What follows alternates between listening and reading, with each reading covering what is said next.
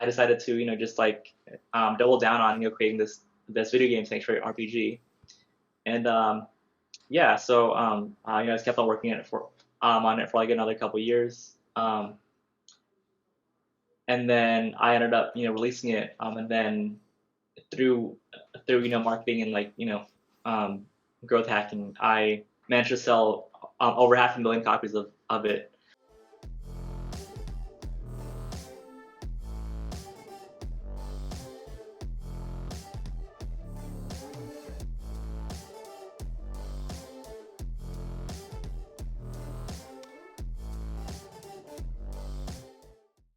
All right, Daniel, welcome to the show, my man. Hey, how's it going, Ross? It's going, brother. We got some snow today, like 8 inches so far over here Oh, on the dang. East Coast. It's been I'm snowing over a in lot. the West Coast, and it's like always bright and sunny. No kidding. Where you at, man? What part? I'm in Kern County, so like I'm right in between San Francisco and LA, right in the middle. Nice, man. So you've been getting some nice weather out there, huh? Yep, yep. None of this Always freezing chill, stuff that's been going on.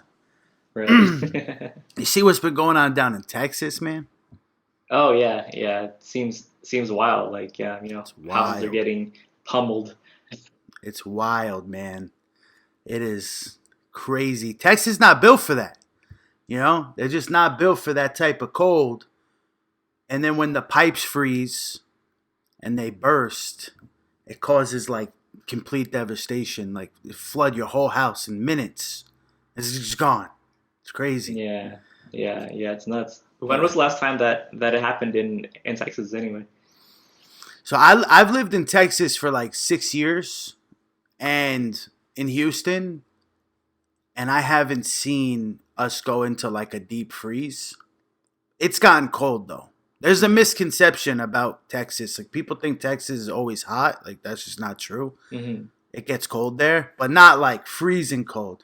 I think the last time they said was like the 70s, sometime like Oh wow. 1973. I could be wrong there, but it's not common.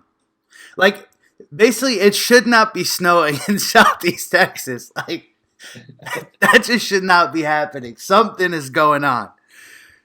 Something's going on. Like there's the on the coast, Galveston Beach. The beach was covered in snow. That should not happen on the in the Gulf of Mexico. But anyways, man, it's great to have you here on the show, man. This has started somewhere where we talk about your journey, how you got to where you are today. So for the people that aren't familiar with you and your work, would you mind to give us like a brief overview of what you're all about, man? Yeah. So I'm Daniel Doan. I've been writing copy for the past 10 years. Started out in the video games industry, and now I'm doing mostly B2B copywriting, SaaS copywriting, and e-commerce copywriting. So landing pages, email nurture sequences, and top of funnel ads. Nice, man. And for the people that aren't in tune, because we have people from all industries that listen to this show. I understood what you just said, but there's some people out there that may be like, what the heck did he just say? So could we just break that down, man? What is copywriting? Yeah, so copywriting is the art and science of using words to sell. So whether that's like on a website, on like an ad, or like on a series of emails, like the whole goal is to hook people into reading, and then kind of create a couple like emotional and logical arguments to kind of transition their mindset from where they're at to where the company wants them to be, and then finally nudge them across the finish line to actually convert. Nice. And it's all over the place, right? Everywhere you look, you see something, some statement that's trying to get you to buy something or get you to believe in their product. So Yeah. It's pretty hard to not see copy. Like whether you're driving down the freeway or just popping up your web browser. Copy is everywhere, and copy is trying to get you to take action. right, Right, exactly, man. That's super cool. I can relate because I do a little bit of copywriting myself. So, I could definitely relate to you there, and it's going to be an interesting conversation because I'm curious to know your secrets, Daniel. You've done some big things, man. We were chatting offline. You said you've done some TEDx talks. You've done some talks over at Twitch. You've done some talks over at Google. You've had publications. Like, how did this all come to be, man? Like, kind of like, how did the TEDx stuff come to be? I'm curious about that. Yeah, so I have a pretty decent Twitter following. I think it's like over 55,000 followers. Then one of the followers was an organizer from a TEDx event. I think this was 2018, and like one day, out of the blue, I get a DM from him saying, "Hey, I've been following you for the past 3 years. Would you be interested in flying out to India to give this TEDx talk?" And I was like, "Whoa, like really a TEDx talk?" Because I remember at the time like like there were so many courses and stuff out there saying, "Oh hey, like like how to get a TEDx talk," or like so like to me like it just seemed like being on that TEDx stage was almost impossible. So yeah. So long story short, I got invited. I was flying out to India, and yeah, it was a crazy journey. Wow, that's incredible, man. That's an awesome achievement right there. Holy smokes. I got to watch that. After the show, man, I'm going to start checking out those talks, brother. That's awesome, man. Did you ever imagine that you'd be on the TEDx stage giving a Um, talk? Did you I know it was going to happen? honestly no. Honestly, like I thought, it was reserved for these higher profile stars, or these like people with like more, I guess, interesting or like influential things to like say. But hey, like it's got got kind of lucky, and Right. had a pretty good track record. That's awesome, man. Well, I'm super happy for you, brother, that you've been able to accomplish those things. I'm curious, man. Direct response copywriter, TEDx, Twitch, Google, publications, 55,000 followers. Daniel, I know that didn't happen overnight, man. I know it didn't. So I'm curious. Can we go back in time and talk about how you got to where you are today? Like go through that journey. You cool with that? Yeah, yeah, Awesome. absolutely. I mean, like we're going back to when I was like 2 years old, or like 8, or In the womb, brother. In the womb. No, man. First off, where'd you grow up, man? Yeah. So I was born in San Diego, California, sunny SD. Um, my parents actually got a divorce when I was 2, so I lived with my mom. We like moved all around Orange County, kind of settled in Costa Mesa, and yeah, grew up in Costa Mesa. Nice, man. So Cali, born and raised. Yep. What kind of childhood did you have, man? How was growing up for you? Honestly, it was like a good mix between like tiger parents, and then like a lot of trauma and like a lot of abuse, like so Really? yeah, like I don't know, like after my mom remarried, like I felt like the relationship was kind of difficult, like I would get beaten a lot, as a kid, and just like some of the most traumatic moments in my life were growing up with this like father figure that was like kind of like a father figure, but like at the same time, like like I could feel that like there was a lot of coldness and like hate and anger there. So yeah, yeah, honestly, it was like pretty rough. Wow, man, that's awful. Holy smokes. And was that throughout your whole teenage years that you had to go through Yeah, that? yeah. So like it started out when when I was like 6 or 7, then it lasted until um after junior high. Yeah, so it was like many years of just like me, like just like feeling horrible about myself, getting beat up, just like verbal abuse, physical abuse, just like like honestly, like I would just wanted to kill myself, and like there were times where I was like really really freaking close to like doing it, and like yeah, like I wouldn't wish that on like anyone. Right, man. Wow. That's deep, brother. What what helped you see that light at the end of the tunnel? Like how did you get through that dark time? Yeah, I think it was a lot of just introspection, just like trying to tell myself that like one day like this guy's not going to be here anymore, and like just like one day like this will all stop, and like one day like I like like there is a light at the end of the tunnel, because yeah, because like yeah, so like, honestly, I think it was just me just tell myself, hey, just like hang on in there, like this is temporary. Mm, that's powerful, man. And I know that their listeners out there can get a lot of value from that. You know, it's temporary. Whatever you're going through, right? We all go through shit. Sometimes it feels like it's permanent. You know, even right now, like the people in Texas, man, some people just lost everything, like in the snap. What would you say to somebody out there, Daniel, that feels like it's over for them?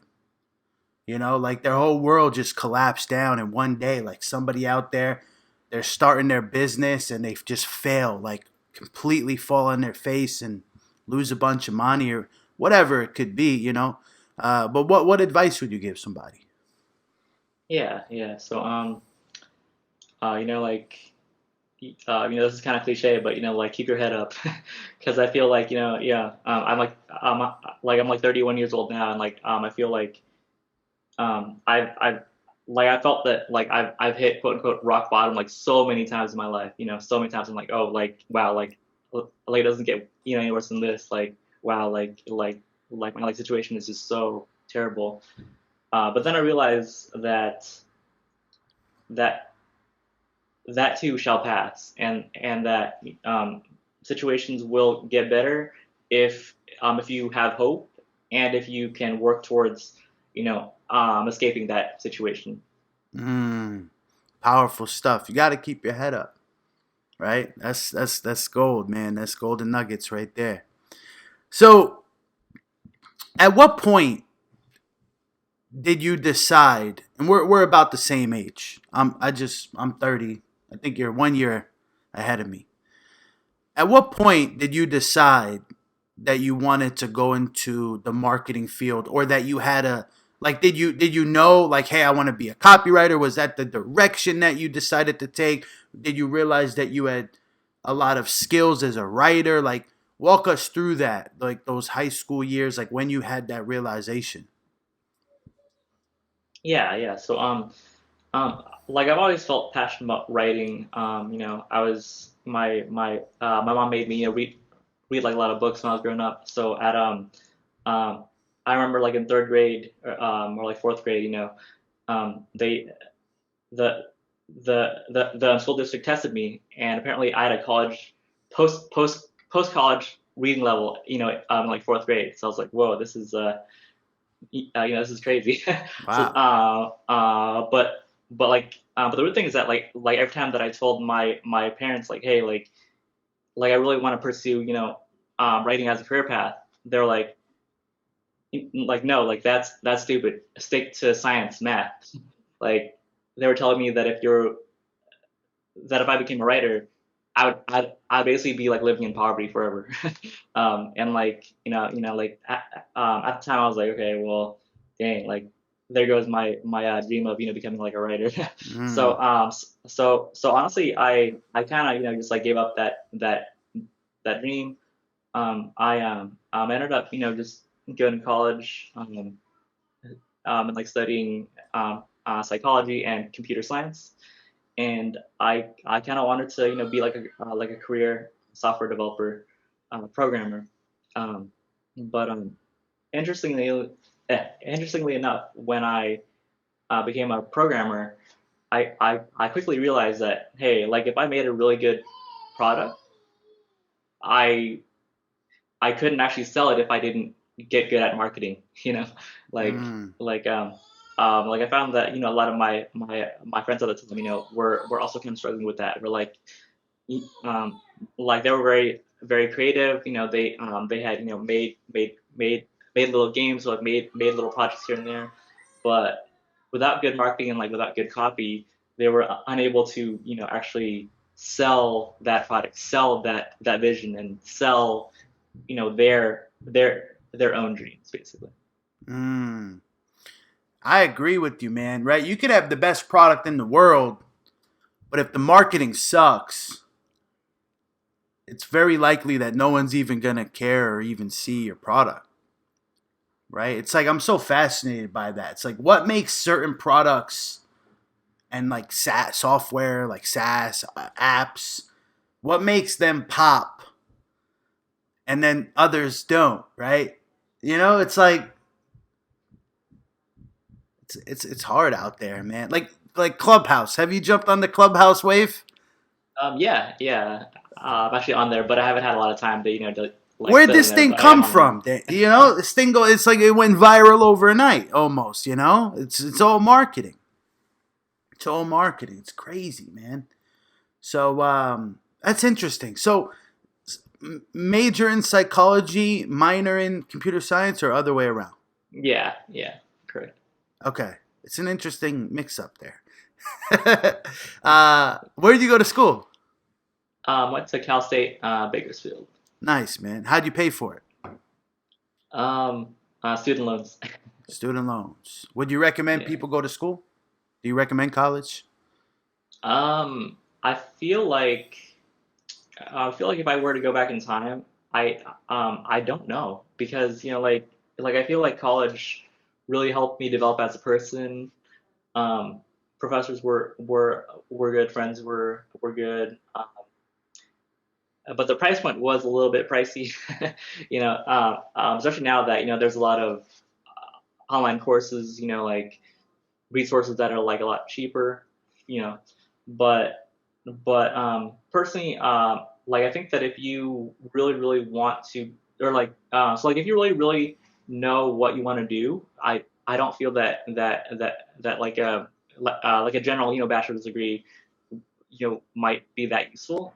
But if you're still searching, or if your profession like really requires that advanced degree, then I feel like college is worth it. Mm, I dig it, man. Yeah, it's tough for me. It's like I want to hate college. I do. I dropped out.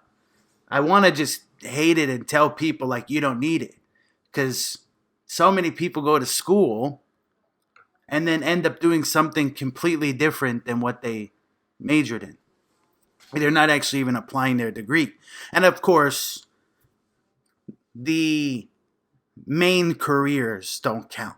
Like people, take it out of context. Like, of course, if you're a doctor, engineer, like, yes, go to college. But I'm talking about like for the basic degrees.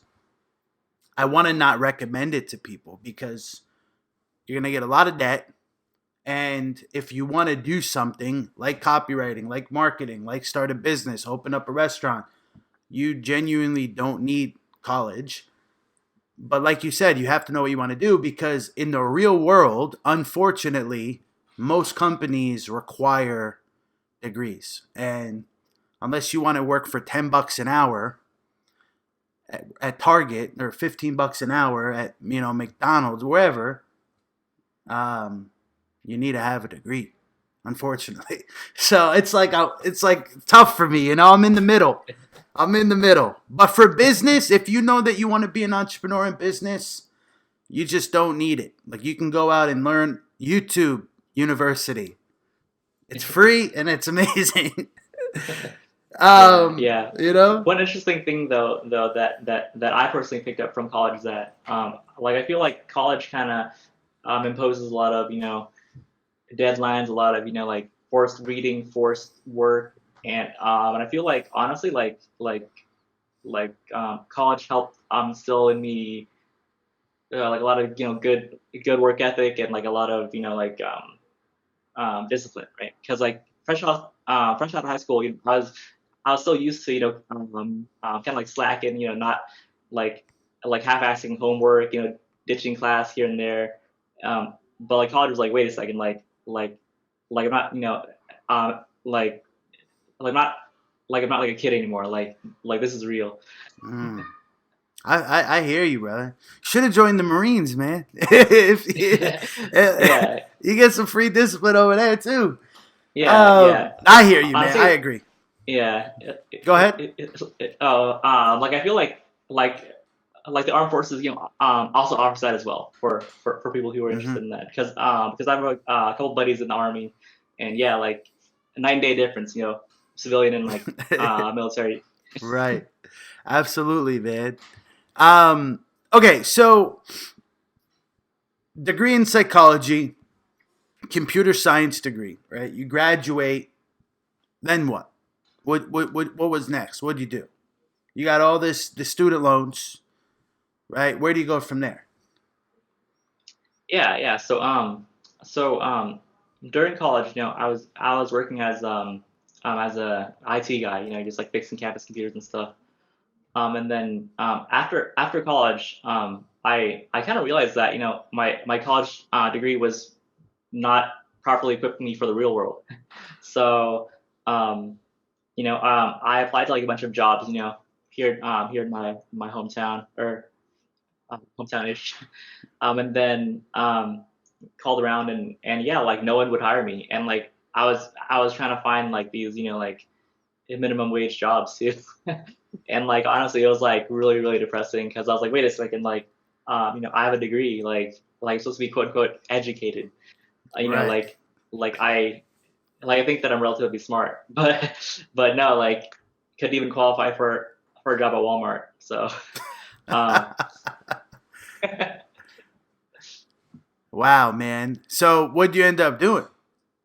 yeah, so like at the time, I was also running this like side business of mine, fixing computers, like a freelance basis, for other people, and like that job was okay. Like I guess it was well like that, so like that was something that I started, back in high school, and I'd basically make like the equivalent of like maybe like minimum wage ish, but it taught me like a lot about business, right? Like I had to like get clients, I had to deliver, I had to do customer service, I had to cross sell and upsell into other services, and yeah, so like so like even though I was technically unemployed, I still had a freelance career as a computer repair guy. Um, Mm.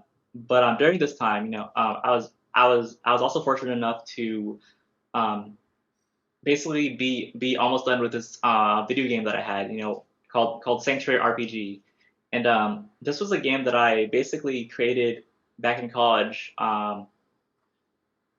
while I was in class, basically, and this was like a kind of like a role playing game, but kind of like a retro role playing game, and and and like around this time that I was unemployed, I was like, wait a second, like what if I actually sold copies of this game to kind of make a living? And Wait. I don't mean to interrupt you, but you designed and developed your own video game yeah, in class in college. No yeah. kidding. So You're kidding me. Get out of here, man. Are you serious?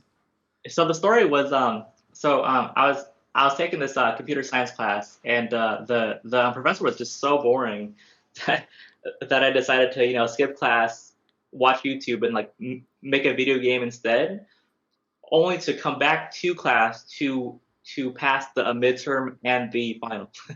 um, Nice. Wow. yeah. Was it a PC game? Yes. It was a PC, kind of like an turn-based role-playing game, kind of similar to like Diablo or like Final Fantasy. Yeah. I'm a gamer, bro. I'm a I'm a gamer, brother. I love video games, man. That's super cool. So you taught yourself how to make this game, and you're like, Yeah, you know what? I can go out and sell this game, and maybe hit it big. yeah. Like I didn't know anything about selling games, but I had a dream. I dig it, man. So what did you do? Like, did you start marketing it, telling your friends, telling, where'd you go from there?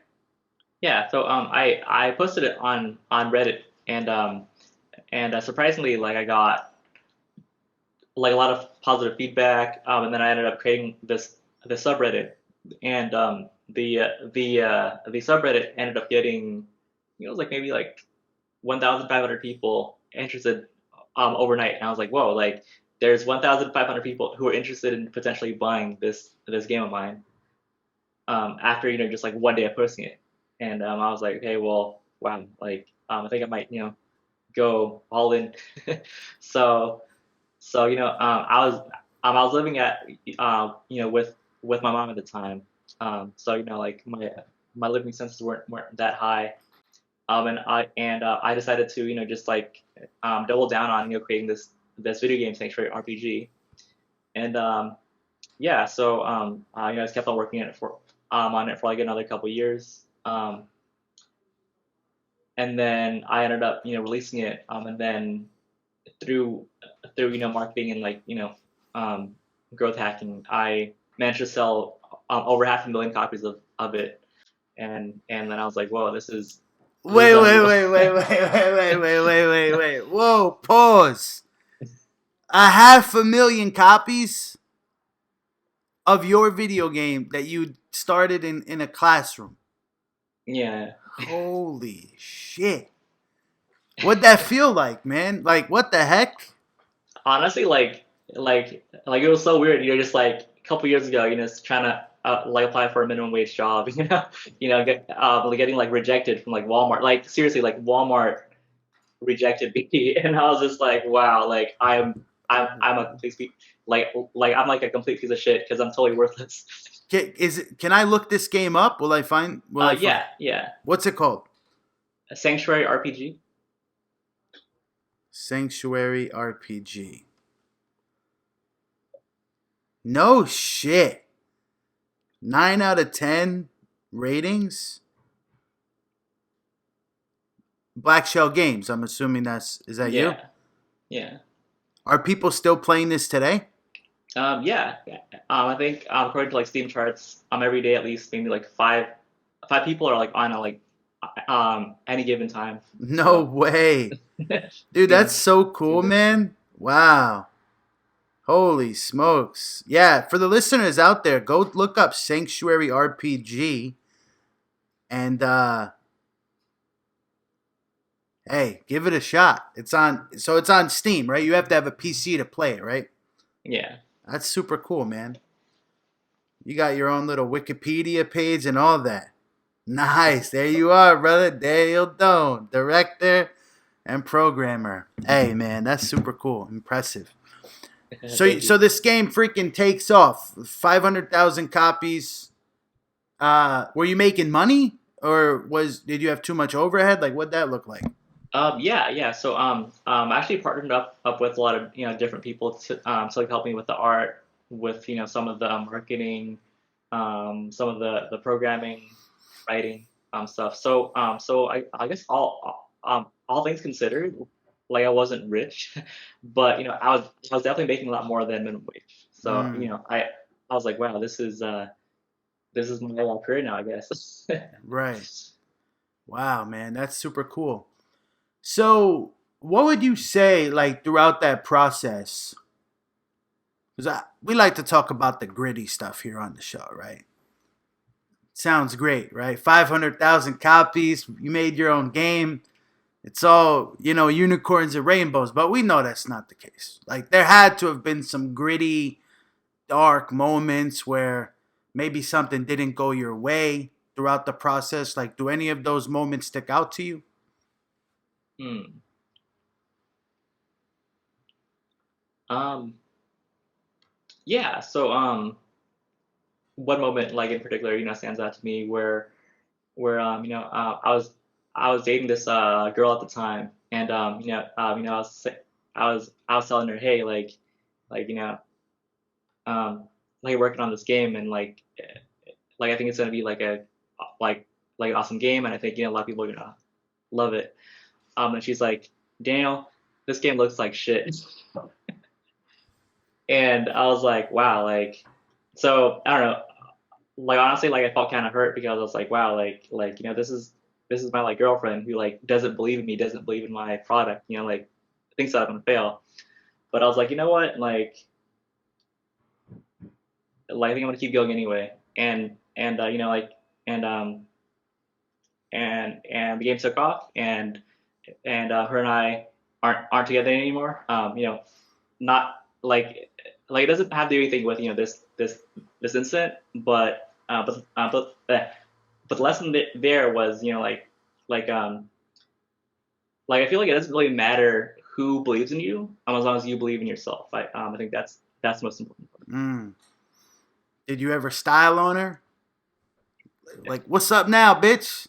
Look at me now. What you got to say now?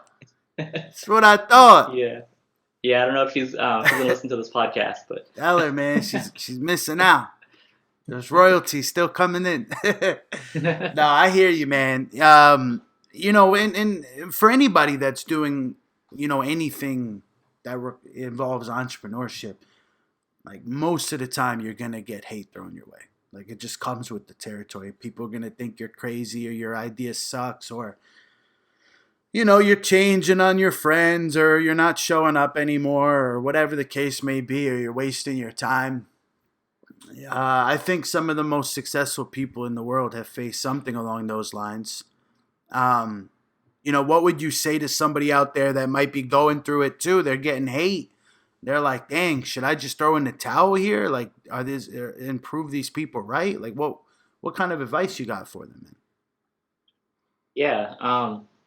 So I simply don't really quote Grant Cardone, but I think that one of his like best quotes is that like if you don't give up, you're not gonna lose. And like that like really resonated with me, because like just like growing up like in a very abusive household with like a lot of trauma, like being like constantly told, Daniel, like you're a piece of shit, Daniel, you're worthless, Daniel, you will never be anyone, like just like being like just constantly like beaten down, both like literally and like figuratively. Like it taught me a lot of resilience, and like grit, and like self kind of self efficiency, I guess, where it's like I don't really care if people around me believe me, as long as I believe in myself. Like I feel like that's all that really matters. So like yeah, so that's I guess my lesson, where it's like like you're going through some like shit, and if you feel like people don't believe you and like hate on you, like just like be like, okay, well, how do I feel about it, right? Like don't let other people tell you how to feel. Like only you can tell yourself how to feel, basically. Mm, I dig it, bro. Daniel, what would you say made your game popular, right? Like, there's so many games out there. I mean, thousands and thousands of people are publishing games or trying to build games, and thousands and thousands. Most of them will fail, right? Most of them won't even get any attention or downloads or even get the money to get off the ground to get the game off the ground. Like, what made your game successful, man? Yeah, that's a great question. So I think it was like it was a combination of like really good product, really good positioning, and really good marketing, right? So like a lot of games, uh, like it might be really good in terms of product, but the positioning might not be that good. Like it looks kind of generic, and then the marketing might be non-existent, or like maybe like it's a really poorly made game, but the positioning's like somewhat okay, but the marketing's really good. Well, that's just gonna make it so that more people are gonna see that it's a bad game. so so like I feel like there's a trifecta between product, positioning, and marketing. Mm. Well, there's obviously some games that are like these mega powerhouses, right? That they capture most of people's attention. Do you think that those, like, all games kind of start out the same, or it matters, like, what's behind the game when it's get like money, obviously starting, like what I don't know. So I'm curious, like what is like for example, like I play a game called Dead by Daylight. Have you heard of this game? Yeah. This game makes millions of dollars, millions. What makes a game like that, you know, where it is today versus other games that are similar that might have failed? Like, is it the team? Is it the marketing? Is it the amount of money they have that's building out the game? Like, what really is it?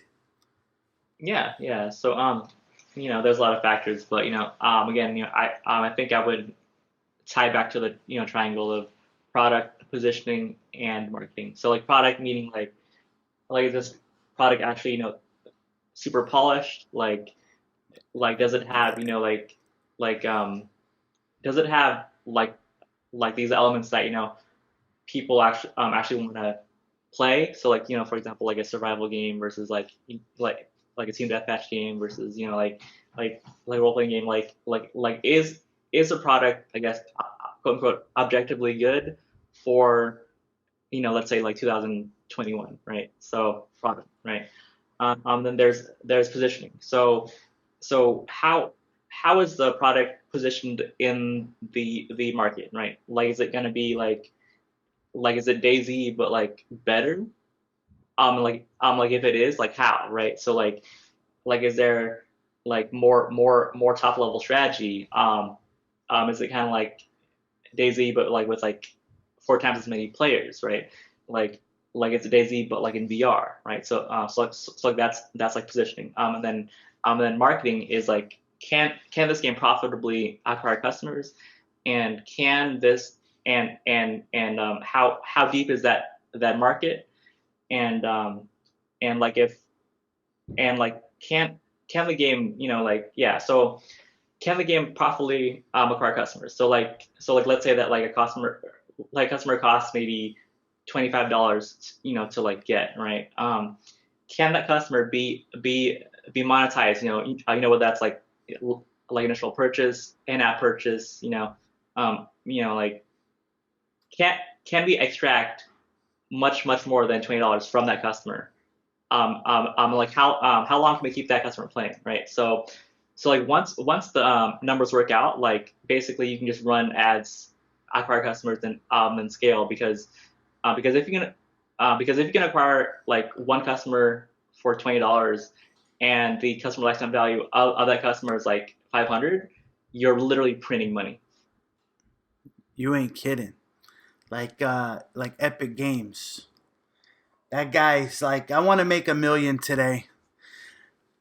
Release a skin, put it up for $10, leave it up for 6 hours, checks his bank account, and he's got his 1 million. It's crazy. Like, what do you think about the free to play model?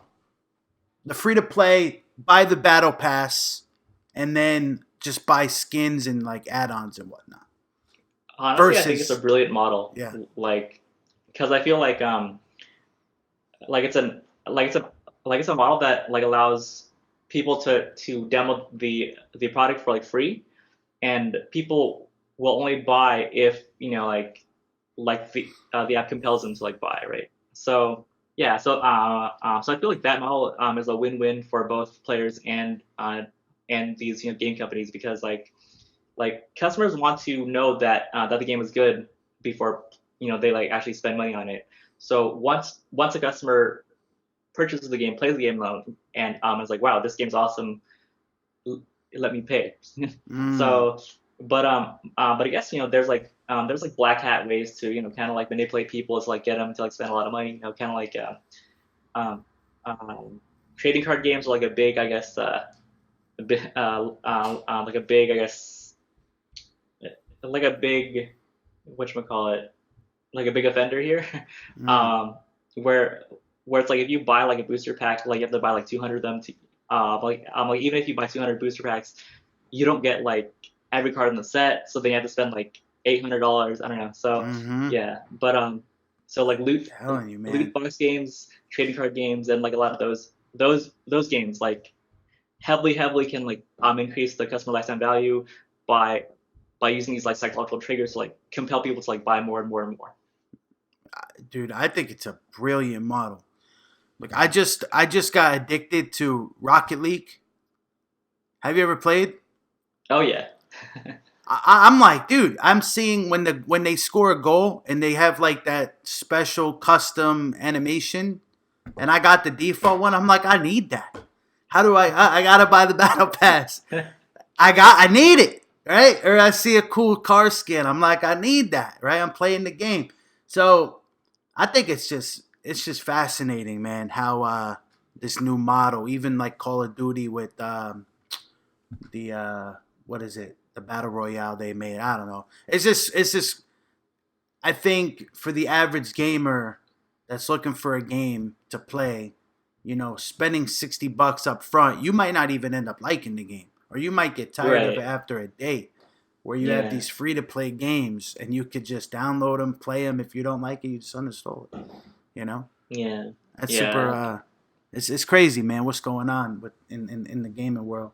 I'm curious, man. To kind of transition outside of gaming, but more so what you do as a direct response copywriter. I'm curious out there how we can apply your expertise in other fields of business, right? Like real estate investors, or someone out there creating a new software, or a restaurant, or a construction company. Like if we can go over some like must know copywriting tips, like maybe your top three. Like what should somebody know that how to create like a compelling description for their business, product, service, whatever it is. Yeah. Yeah. Absolutely. So I guess the first tip that I would give out would be to always call out the avatar first. Um, so like I see a lot of non-copywriters or like junior copywriters make this mistake where it's like they'll start writing copy, but like it's not clear who they're actually talking to, right? So it's super important when writing copy to directly call out the the persona that you're trying to talk to on like immediately, or failing that, calling out what kind of benefits and like desires and like dreams that persona has, right? So Mm. yeah, so like always being super direct to the point where like if you're like a prospect and you're reading this like headline or this like first sentence, like you're like, wow, like this is perfect for like me and I want to learn more, right? So it's like a powerful very very powerful specific hook. Mm. So I want to expand on that because I'm glad you brought that up. Sometimes it's a big challenge for me to get specific on who I want to speak to because I don't want to exclude other potential customers who don't fit that avatar. So it's like I know that I need to be specific and not broad, but I'm nervous that I'm going to lose people. So what do I do there, Yeah, right? yeah, Like yeah. and I'll even get more specific. Let's just say it was for the product was a course on how to make your life more exciting and fulfilling, right? That's a very broad topic, but obviously if we wanted to sell, we need to get specific. What do you think?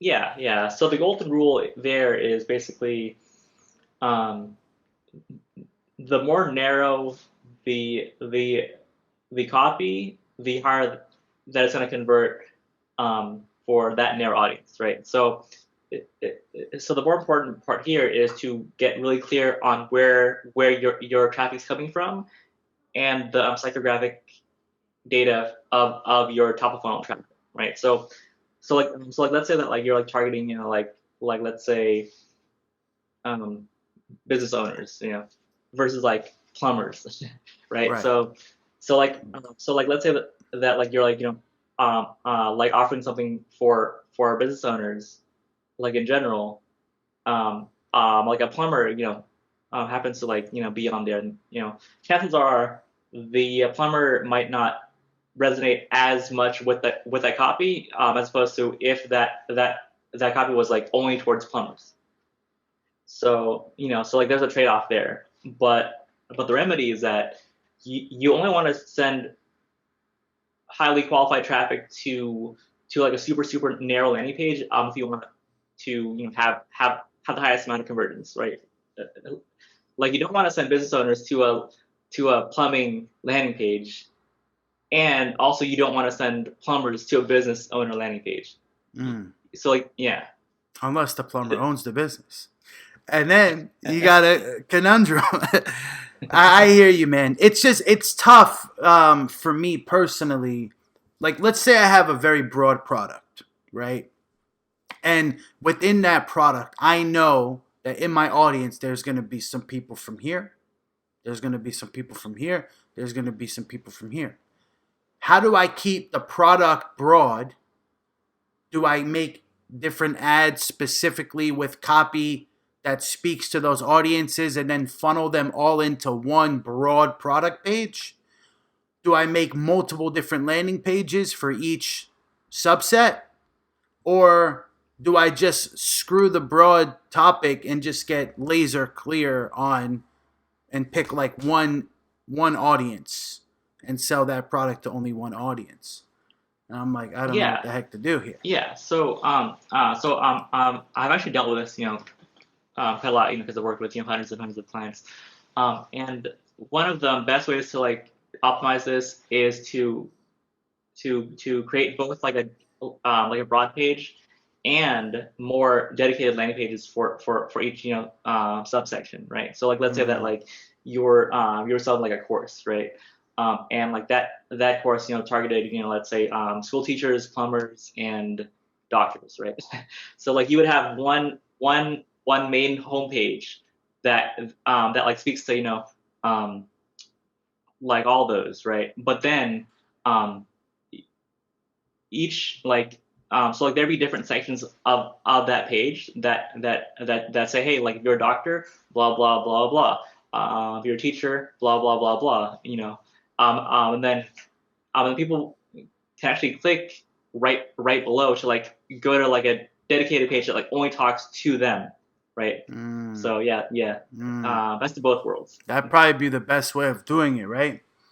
Because you think about like a guy like Tony Robbins. I mean, the guy can do anything. Like, what does his marketing look like? Who is his avatar? If he can do everything, he helps everybody. Doesn't matter what industry you're in. How does he market it? So like with Tony Robbins, I've actually worked like not like directly with him, but like indirectly with him through another agency. So like with like Tony Robbins, basically like most businesses, it's like he has different offers for like different people at different times in the customer journey for different transformation, I guess, desires, right? So like there's like people who are new to the Tony Robbins brand. They kind of feel like kind of stuck in their lives, and they want like a quick mindset boost or whatever, right? So like Tony Robbins has like an offer for that demographic. Also there's like another offer that he has where it's like, okay, these people are like Tony Robbins, or like these people are Tony Robbins fans, right? They've been customers for like a couple years now. They've gotten a couple transformations, but they want to really take it to the next level. So he has like a higher ticket, program for them, more personalized, more expensive, but the transformation is greater, right? And then he probably has like another program where it's like, okay, this is like $100,000 program. This is like a 2-month boot camp. This is only for dedicated diehard Tony Robbins customers, where like this is like him teaching you everything he knows about mindset, business, blah blah, right? So like different offers for different people at different moments that require different transformations. I dig it, man, and I've seen what you're talking about. So we have the first tip is be clear and direct on who you're speaking to, right? Like know your audience basically. What's the second tip for us, boss? Yeah, yeah. The second tip would be to provide enough social proof. Like I write landing pages for like so many companies, and I like optimize them as well. And like one super glaring thing is that people who aren't copywriters tend to write websites and like landing pages with a lot of claims, but no evidence of proof, right? Mm. And so like prospects are gonna be reading them, and they're gonna be like, wait a second, hey, like blah blah blah blah blah blah, but like I don't believe this. I think this is bullshit. so so so it's very very important to put like a lot of proof points, testimonials, case studies, um, visual examples of like transformations, like and yeah, like make sure that for like every strong claim have equally strong proof. Otherwise, um, um, otherwise prospects will read the claims and be like, okay, cool, but I don't believe you, and so Mm. I'm not gonna do business with you. I agree, man. I'm the Yelp guy. I Yelp everything. I'm not going anywhere without Yelping it because I want to see the social proof. I want to see what other people are saying in an unbiased way, right? If a place has bad reviews, I'm probably not going there. So, you know, authentic reviews are going to be your biggest testimony, right? Like even on, oh, I don't know how accurate Amazon is nowadays if there's any fake reviews on there, but Right, right. more than likely, if a product is 5-star reviews, people are picking that one over the one that has 2-star reviews. So social proof as much as you can, basically. Is that what you're saying? Yeah, yeah. Dump it Like you out never there. have enough proof because like prospects are always gonna be skeptical. So Mm. And that works for any industry, right? yep, If you have a service or a product, get as many testimonials as you can and post them all over the place. yep. Dig it, man. All right. Tip number 3. Tip number three. Tip number 3. I want to make more money selling my product or service from a copywriter's brain. How do we do it? Hmm. So the third tip is probably to really really get deep into the customer research, right? Like so like a big mistake is that like a lot of these people will kind of copy the copy from like another like website and be like, okay, this is good enough. But the problem with that is that what if their copy isn't good, right? What if they're selling to like a different customer base? What if their customer base wants something totally different, right? So it's just like it's important to understand what your customers want, um, and like talk to your customers in a way that they want to be talked to, Mm. so like don't just copy someone else's landing page, like call it a day, and don't guess, like super important to like actually talk to your customers, survey them, stalk them on like Reddit or whatever, and like find out like what I'm thinking, what do they want, and then how can I talk to them in a way that they like to be talked to, instead of like me just like assuming stuff about them. Mm. That's a good tip, brother. That's a good one. Do you follow? Well, I'm sure you follow Billy Jean. Yeah, Are you on his email list? I think so.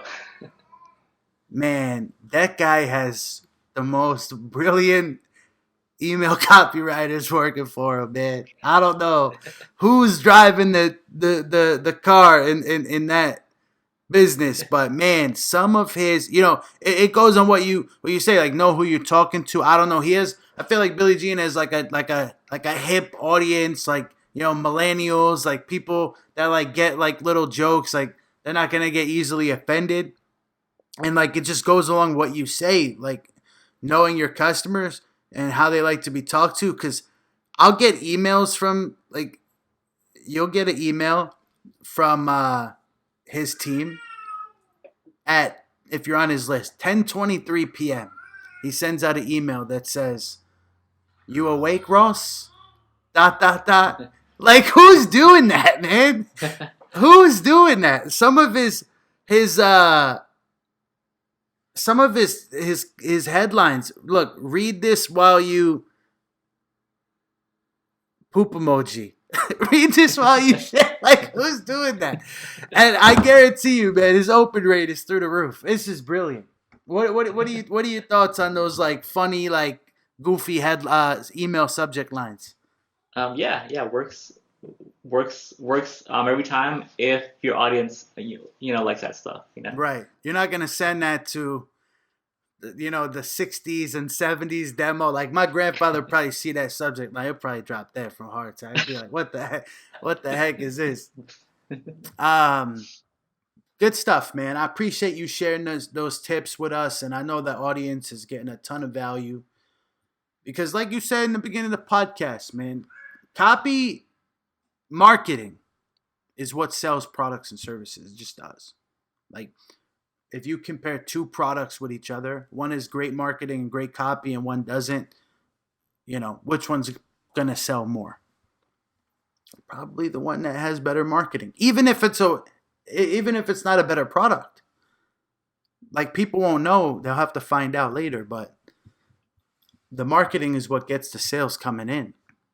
Yeah. Like I feel like as long as the product is good enough, then more focus should be focused on the marketing.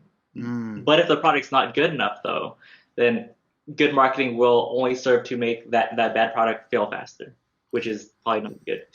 I agree, but how would you know until people review the product that it's not a good product? You know what I mean? Like, how would you know? I feel like like it's up to the company to really vet the offer and the product first, and because because last thing you want to do is like launch it and then have like 10 1 out of 5 reviews and like you're basically dead in the water. I agree with you, man. Or you just make out like a bandit, right? And you just get as many sales as you can and shut it down. No, I hear you, brother. Listen, man, Daniel, we're coming to the end of the show. I really appreciate you for stopping by, man. You shared a ton of value. You got an awesome story. Super cool that you made a video game, man. I never spoke to a video game developer before, so that's a first for me. Another reason why I love doing the show. Get to meet cool people like yourself. But before we go here, Daniel, what's your message to the people out there? Like, what do you want people to know? That one thing. What's important? Dang, that's a really open-ended, deep question. Yeah, man. What's Daniel's message? What are you putting out there?